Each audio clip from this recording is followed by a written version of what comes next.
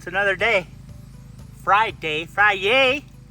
Got my Celsius. I'm a fan. Water. Lots more up in the trailer. Air conditioning going on.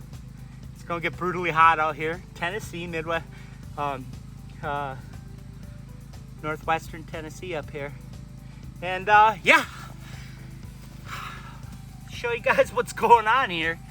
And then we're going to talk about chipping, because if you don't know by now, chipping is my favorite thing to do. I'm in love with this Harbor Freight chipper. Love, hate. Maybe it's a love-hate relationship. Yeah, I love to hate it.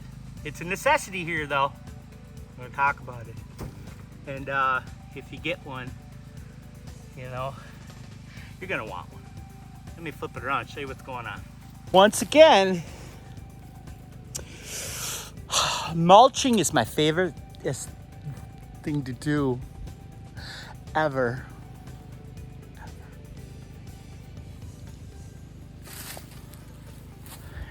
Anyway, our day like 16 into 60 of getting this done and the trailer down here. So I'll shoot some footage of me mulching and get boring really quick. And so then after that, I'll do something. Hey, 'cause I love the adrenaline in my veins. Whatever it takes.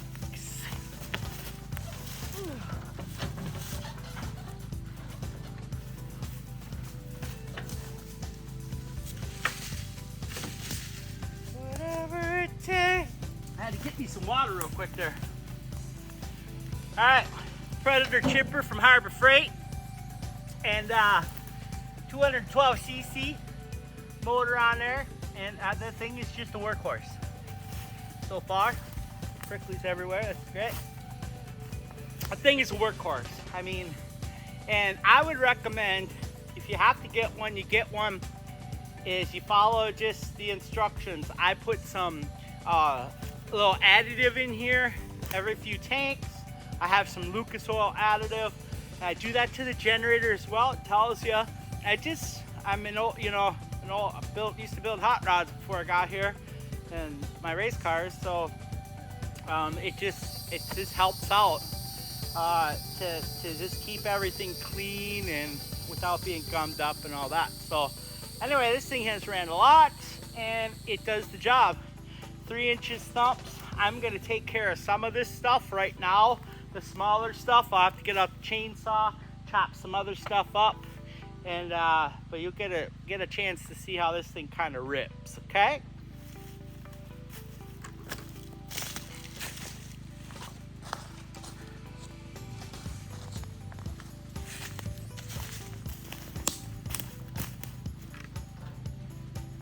Just turn it on.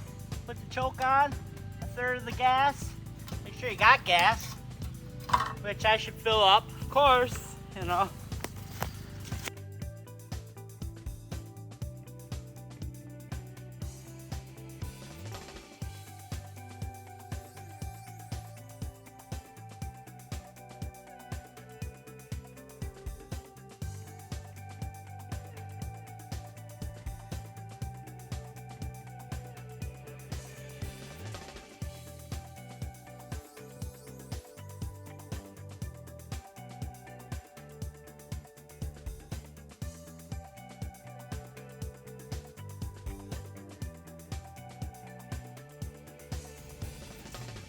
Unfortunately, I don't get to listen to my Pandora while I'm filming, so there's that.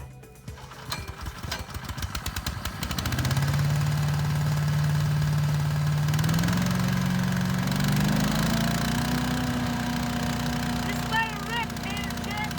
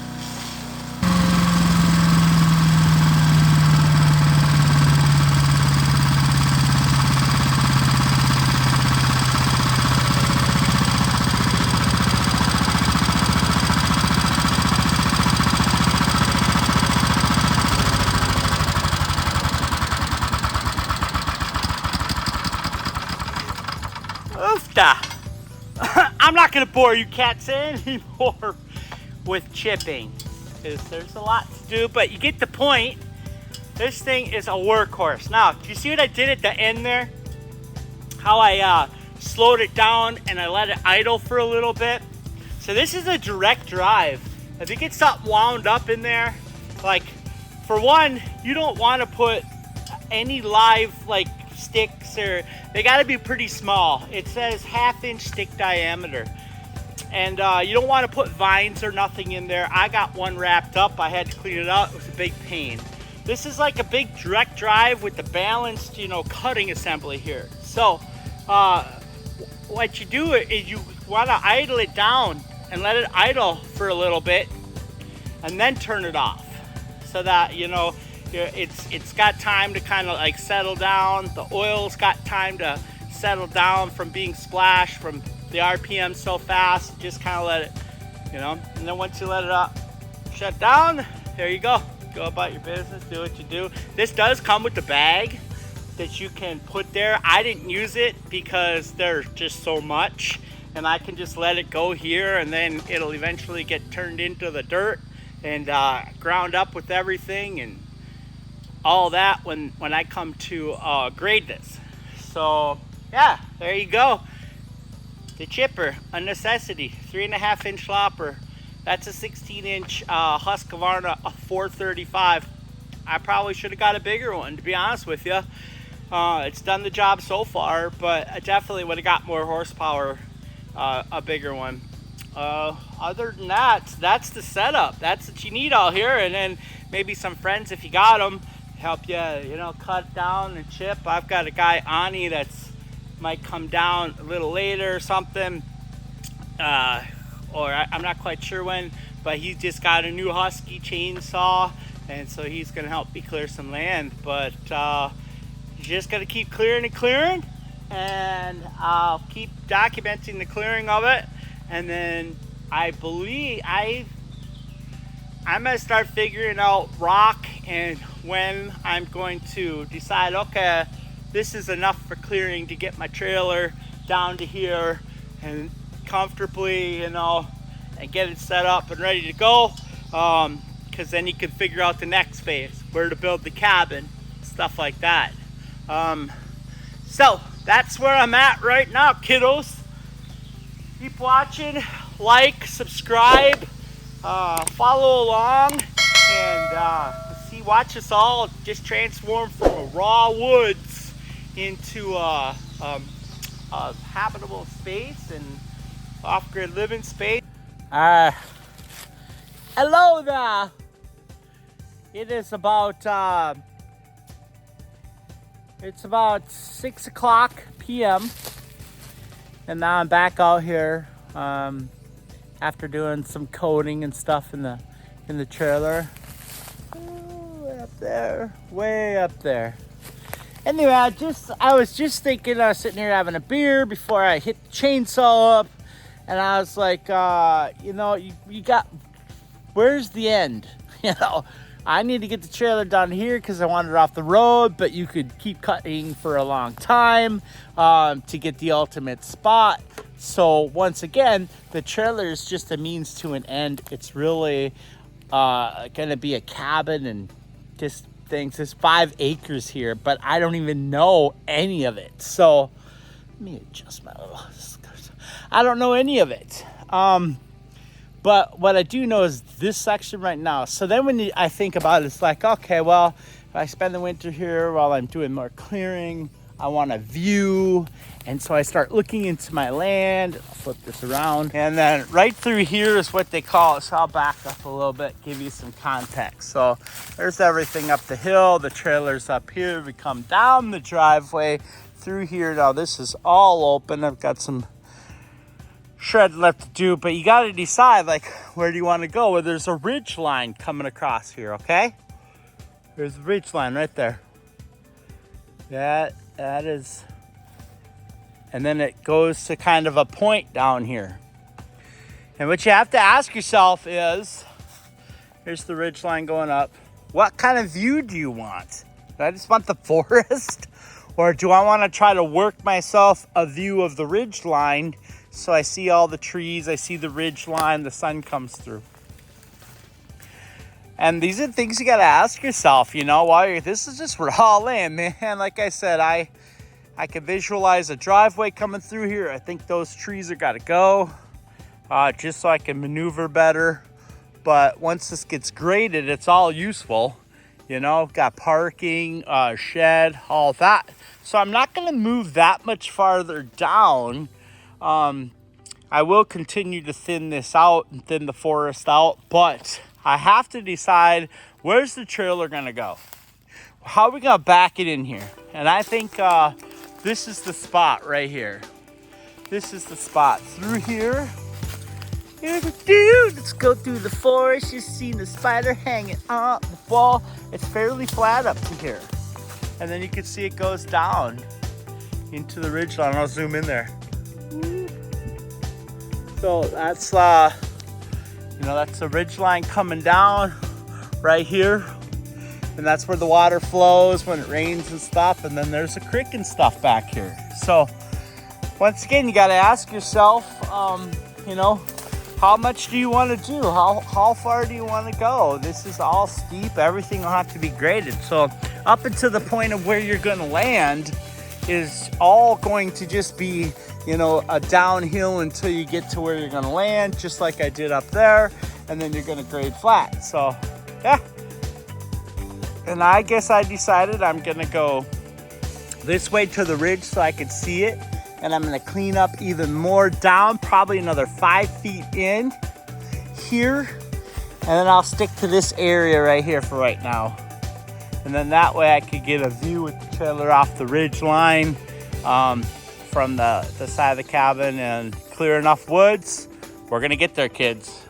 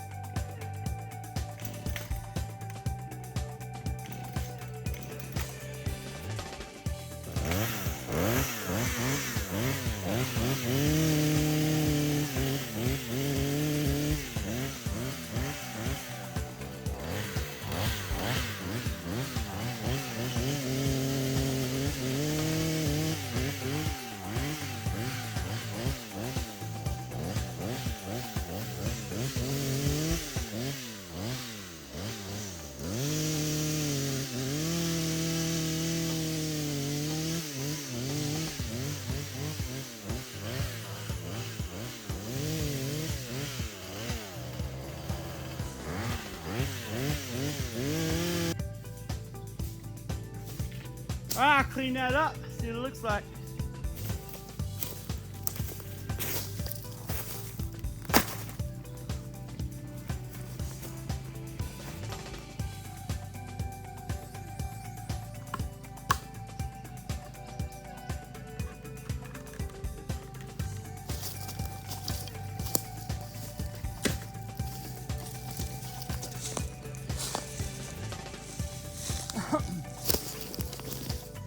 Oh, kitty cats.